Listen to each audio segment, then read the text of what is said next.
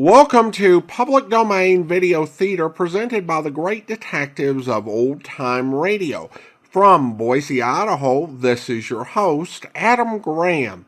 If you have a comment, email it to me, box13@greatdetectives.net. I'd reached the end of our supply of U.S. Marshal episodes, but looking into it further, I found that there were a small number of public domain circulating U.S. Marshal or Sheriff of Cochise episodes that we hadn't played. So I decided we would go ahead and play these 3 episodes before moving on to something else. Today we're bringing you an episode of Sheriff of Cochise. It's Season 1, Episode 25, original air date March 15th, 1957. Let's go ahead and watch it.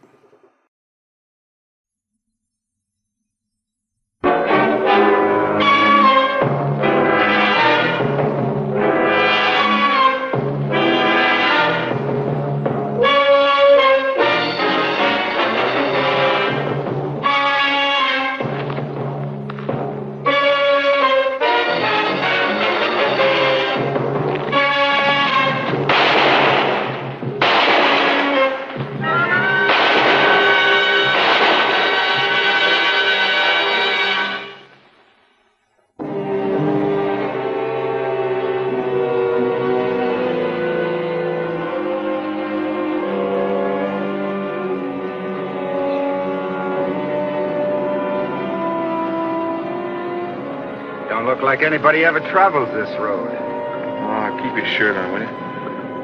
This here's a through highway. There'll be somebody along in a few minutes.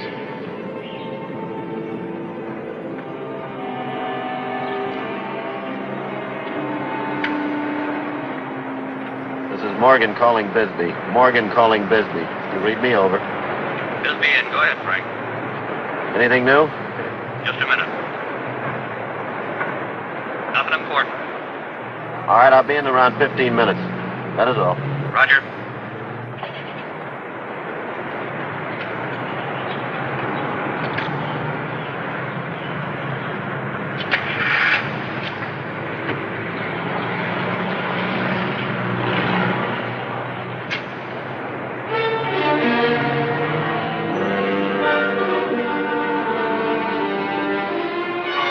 Hey, look alive. Here comes a car.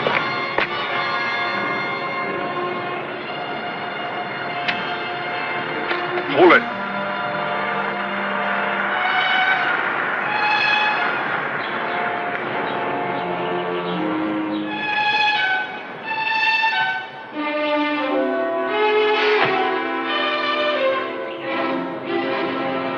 What's the matter? Having a little trouble? Oh, there's nothing, Sheriff. Nothing to worry about anyway. Run out of gas? Oh, no, nothing like that, Sheriff. This heat. Just got a little old vapor lock, that's all. Well, like I said, it's nothing to worry about. Just gotta let it cool off for a few minutes. We've had it before when we drive in the heat. See, you boys are a long ways from home. Oh, what do you mean? Texas license plates. Oh, yeah. We come from back around El Paso. We're just traveling through. We're heading for Tucson. Gonna get a job in one of those dude ranches. Yeah? Yeah, that's good. I can send a tow truck out from Bisbee if you want. We won't need it, Sheriff. We'll be all cleared up and out of here in a few minutes. Thanks, anyway. Okay.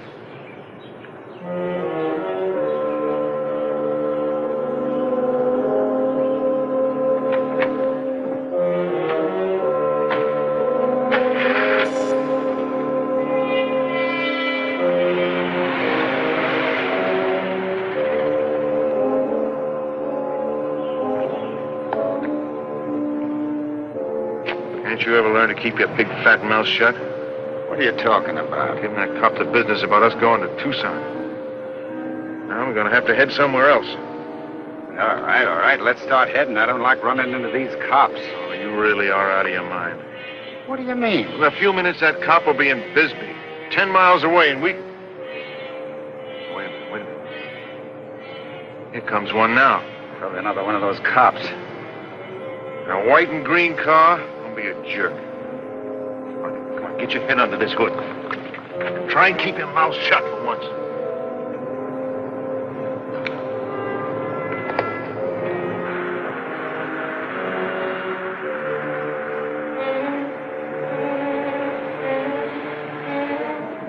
You boys in trouble? Yeah, can you give us a hand, mister? Well, I don't know. Any idea what it is? We know what it is, all right. Head fell off that distributor thing, but we don't know how to get it back on again. Nothing to it. I'll have it fixed to nothing flat. Wait till I pull off the road.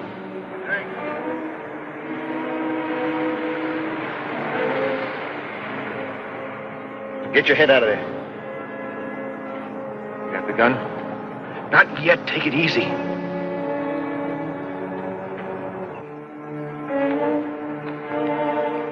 Good thing for you boys I happen to be passing just now. Know a lot about motors. Have to, being a traveling man. The name's Gillum, George Gillum. I travel in ladies' underwear. Well, I sell them, you know. I don't wear them. Hey, wait a minute. What is it? All right, mister. Pass it over. All you got. Well, you guys think you can get away with this right here on the main highway? Well, you can't. Thanks. Put up that gun, you dumb club. Come on.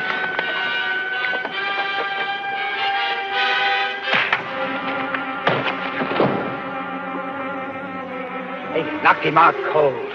Here. Come on, we'll roll him and get out of here. Hey, comes a car. What do we do?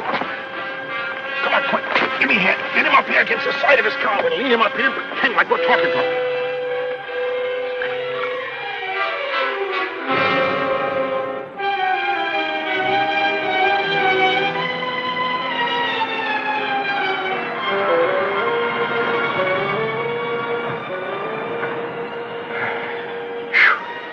That was close. Yeah, too close. We can't roll him here. Come on, we'll put him in our car. There's a side road a couple of miles back. We'll go over in there. Hi, Harry. Frank? Anything for me? Nothing much. Attempted holdup over in McNeil about 3 hours ago. They just put it on the teletype. I don't know what took them so long to report it. Attempted holdup, huh? Yeah. They didn't get anything. Now, Denny's Cafe, 2 men came in, pulled a gun on a girl, just as she was going to open the cash register. Charlie Bracken came in carrying a hunting rifle, and he got scared and ran. It doesn't surprise me. Bracken would scare anybody, rifle or no rifle. Did you get a description of the men? Yeah, both wore Stetsons, Levi's. They got away in an old car, but nobody could identify it. Let's see here. Number 1, 5'10", white, about 37, complexion light, fair hair, sharp features. Number 2. About 5'9", 160 pounds, ruddy complexion, 45 years old. What is this, Frank? Are you psychic? The description tallies? Well, perfectly, but... I wish that I had that information before, Harry. I just bumped into those 2 guys about 10 miles north of here. Their car was stalled by the side of the road. Get Tombstone on the line. Tombstone? Yeah, the car was headed north. One of them said they were going to Tucson. If they are, they'll have to go through Tombstone. Have them send out a couple of men to stop them when they go through. All right, give me the description of the car. Yeah, let's see. Dark green Chevy, 1950-51, Texas license plates. Let's see, I think I remember the last 3 numerals of the license plate. 711. This is going to be just like shooting fish in a barrel. Have them notify as soon as they get them. I want to go up there. Right.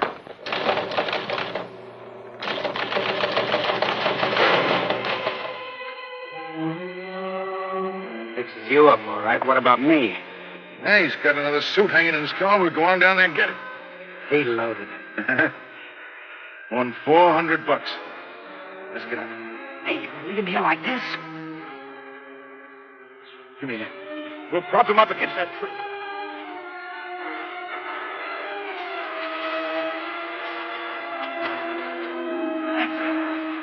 All right. Hey, he's coming too. Come on, let's get out of here.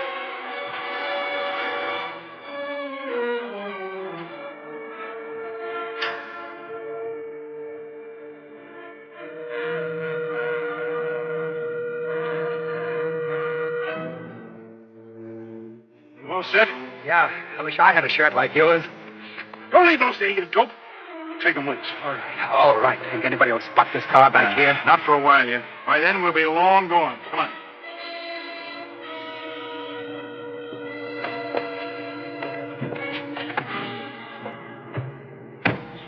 Now, where do we go? You told that sheriff we were heading for Tucson, didn't you? Yeah, but... So we're heading the other way. South, to the border.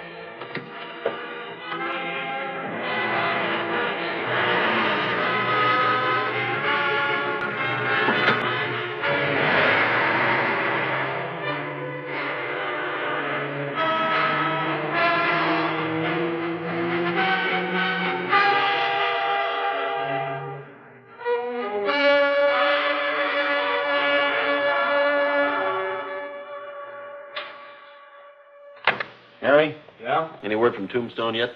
No, and I just checked them again about 5 minutes ago. I can't figure it out. They were heading for Tucson. They had to go through Tombstone.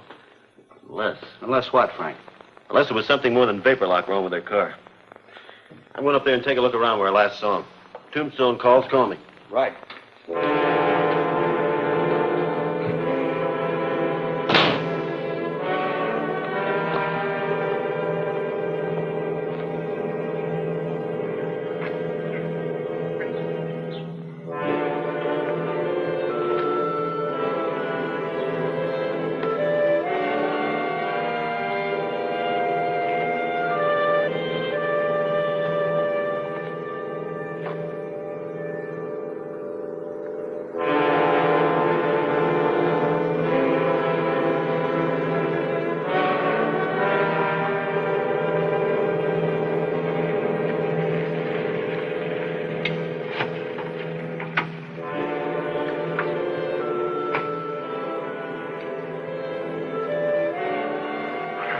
You in trouble, mister? Trouble, yes. Hold up. 2 men beat me. Took my clothes. You hurt bad, mister. You need a doctor. Doctor, yes. Take me someplace. Doctor. Sure thing. You bet. I'm going into Bisbee. I'll take you there.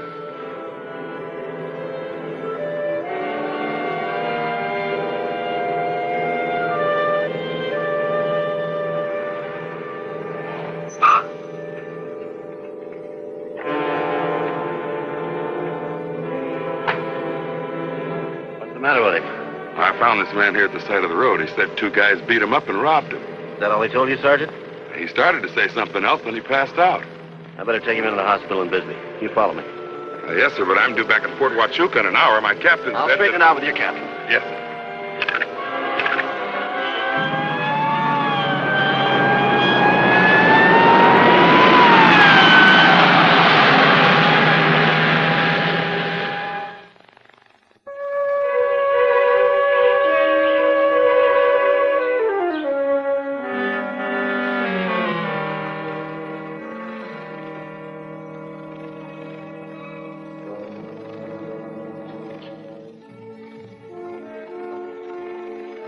How are you feeling, sir? Sheriff Morgan is here. He wants to talk to you. Think you can manage it? Please do it as quickly as possible. We have to take him to surgery in just a few minutes.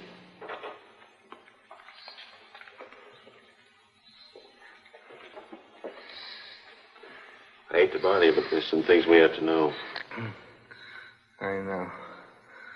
What is your name? Gillum. George Gillum. Travel in ladies' underwear. Sell them, you know. Can you tell me what happened? I was driving north from Bisbee above Huachuca Road. 2 men stopped me. Car trouble, they said. They tried to rob me. I ran. They hit me. Can you tell me what kind of car they were driving? Green. Chevrolet. Texas license. 2 men. Was one of them dark, the other light, ruddy complexion? What about your car? Can you tell me the make and the license number? This.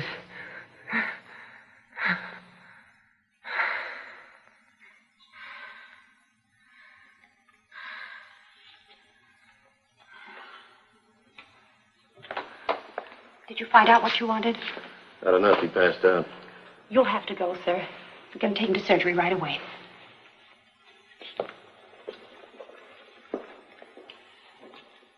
Oh, nurse.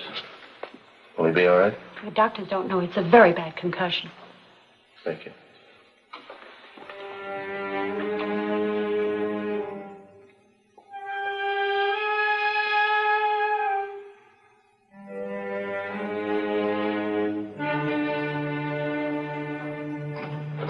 stuff, Frank? Plenty.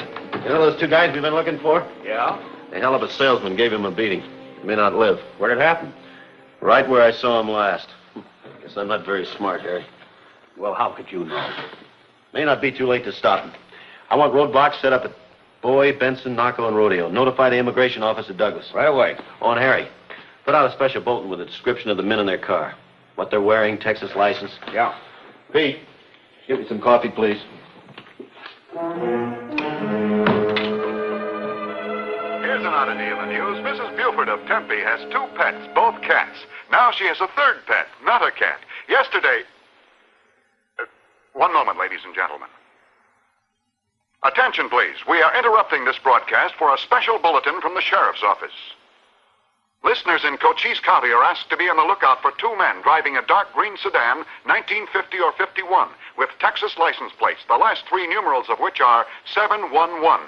These men are wanted for armed robbery and assault. They're described as follows. Number 1, about 6 feet, 37 years, dark complexion, black hair, wearing large Stetson hat, Levi's plaid shirt.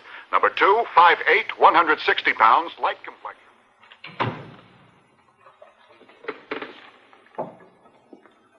Stop all cars with Texas license. Sheriff of Cochise is looking for this one. Green Chevrolet, 1950 or 51. Texas license ending with the number 711. Oh, there is also a description of the men. They are wanted for robbery. Do not let them go by.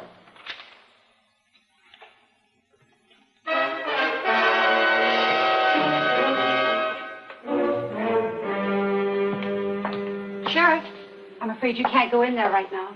Gillum still on? What about the surgery, nurse? We just brought him back a few minutes ago. The operation was a success, but it's still very low. Will he live? The doctor's given a 50-50 chance. Thanks. Oh, Sheriff, Yes? were you asking him something about a car? His car, yes. On the way to the surgery, Mr. Gillum regained consciousness for a minute. He acted like he was still talking to you. Well, what'd he say? Something about a new car, green with a light top. Then he said something like, they didn't take it, it's still beside the road. Find my car. Is that all? Thanks, nurse. Call my office the minute he regains consciousness. They'll notify me. Yes, sir.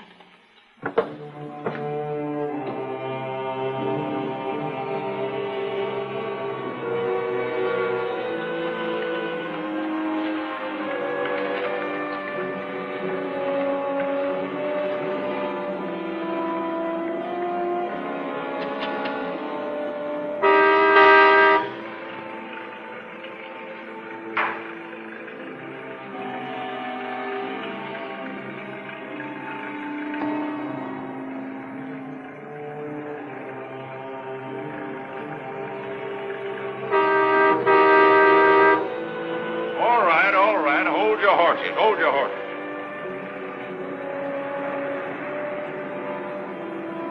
Come on, Pop, get a move on. We ain't got all night. Yes, sir. What can I do for you? Fill her up, regular. And step on it, will you?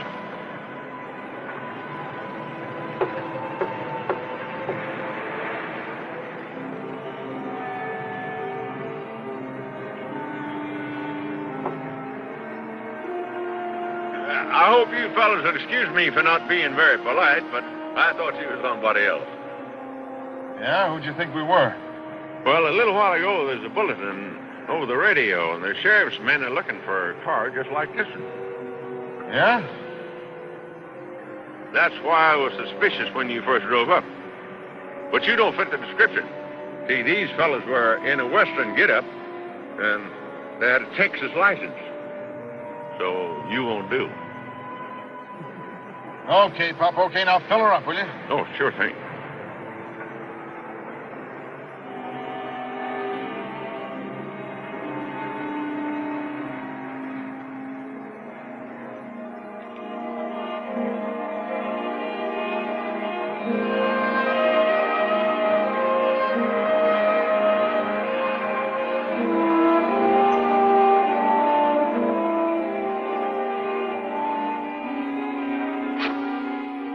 Right here's where I saw him last. Well, nothing here now.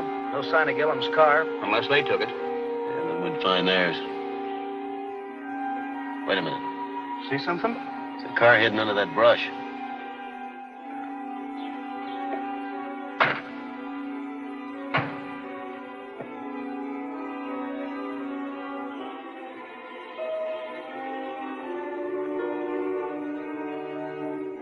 Looks like Gillum's car, all right. Yeah, look, no plates. Here's why. Well, so that's why we couldn't catch him. They switched license plates on us. Get his license number off the registration. I'll phone it in. Yeah.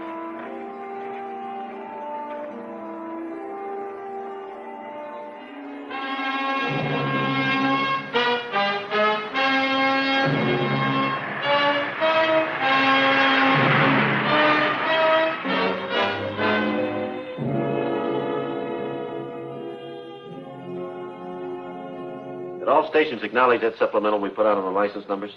Everybody's checked in, but nobody even remembers seeing a car of that description. Any word from the hospital? Well, last time I checked, he was conscious again, but very low. They don't know if they'll be able to save him. What is it? Immigration at Douglas.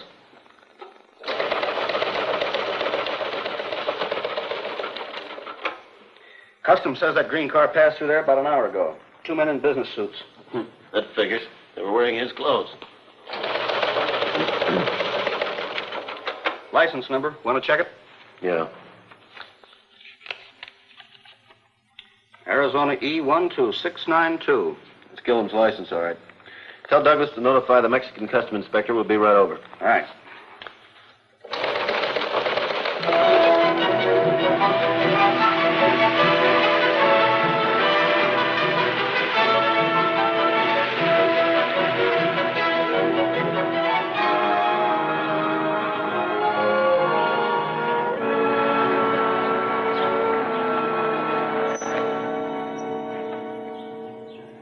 Estoy esperando a mi amigo el sheriff de Cochise que viene a investigar un robo. Muy bien, bien. Hello, Captain. Hello, Sheriff. You guys didn't waste any time. Well, we can't afford to. Have you got any idea which way they headed when they got over the border? See, they didn't go far. They were just coming across into Agua Prieta. They asked me where there was a good motel there. If I had known they were the ones. Well, it's not your fault, Captain. Where'd you send them? I suggested the Mayan Motel, 3 streets in town, turn right, Calle Ruiz. Will you come with us? If we find them, we'll need you. Sí, con mucho gusto. Thank you. You are in charge now.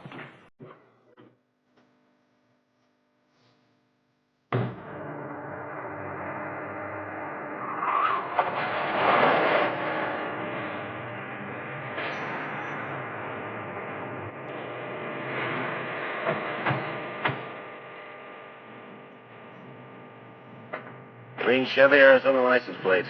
That's it, all right. You stay here and cover me, Harry. Prado, go around back. Those men are armed. I know it.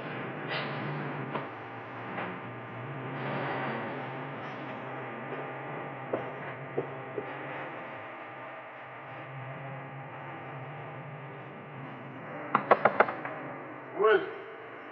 Your car, senor. You got to move it. What do you mean? Hey, Bobby, go see what that jerk wants.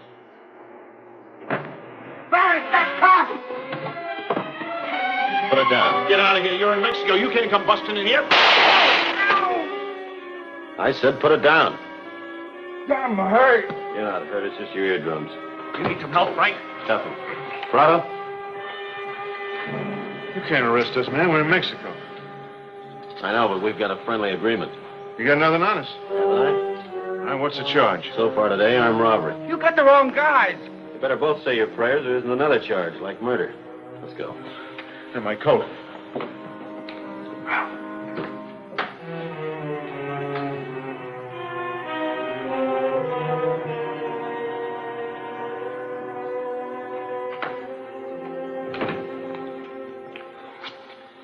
Stay here, Harry. Right.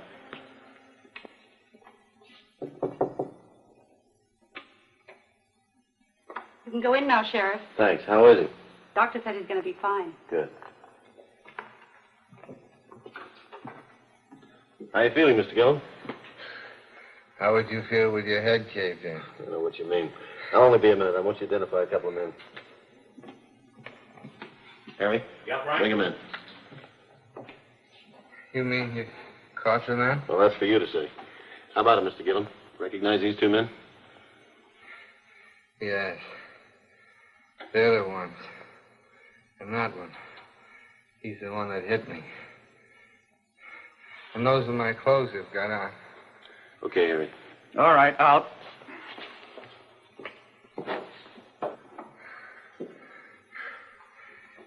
You deserve a vote of thanks, Sheriff. That was great work. Just routine, Mr. Gillum. Fast recovery.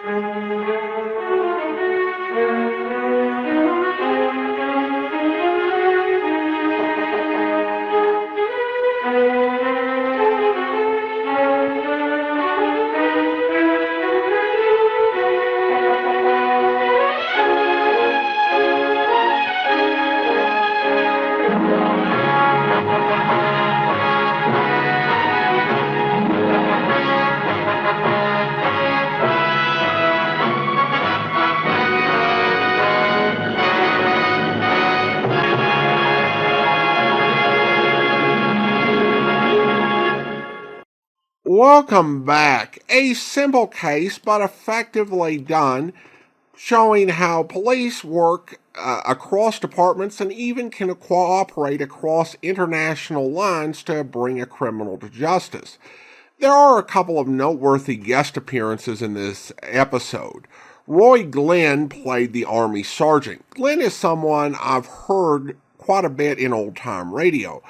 There were very few roles for black actors in mainstream Hollywood old-time radio dramas. But Glenn landed a large number of these roles on shows like Tales of the Texas Rangers, Yours Truly, Johnny Dollar, Richard Diamond, Broadway is My Beat, and so many more. His great bass voice made him such a great fit for radio, but he also successfully transitioned into television. Even though he passed away at 56, he racked up more than 100 IMDb credits, appearing in so many different dramatic series, including Rawhide, Mod Squad, and Dragnet. I did find myself wondering a bit whether they intended for Glenn's character to do more than he actually did in the initial draft of the script, because they make the point about Morgan pledging to square things with his captain, and then he goes into the guy's hospital room and stands around and does absolutely nothing. Was this always the plan? And if so, why? Far less confusing is the appearance of Hank Patterson, another character actor who played a lot of roles. Patterson appeared as various guest characters on Gunsmoke, making 35 separate appearances in 13 different seasons. He was best remembered for playing Fred Ziffel on Green Acres, although he first played the role on the predecessor series Petticoat Junction. Of course, he wasn't cast in the role until he was 74 years old. In this episode, he wasn't quite 70 and his career had not yet peaked. Thank you for watching. You can follow us on social media or contact me by email at box13@greatdetectives.net. And be sure to check out our website at greatdetectives.net. If you want even more video theater, be sure to subscribe to us either on YouTube or in the Apple Podcast Store. And if you're watching on YouTube, be sure to like this video. Finally, thank you to all of our Patreon supporters for their support. From Boise, Idaho, this is your host, Adam Graham, signing off.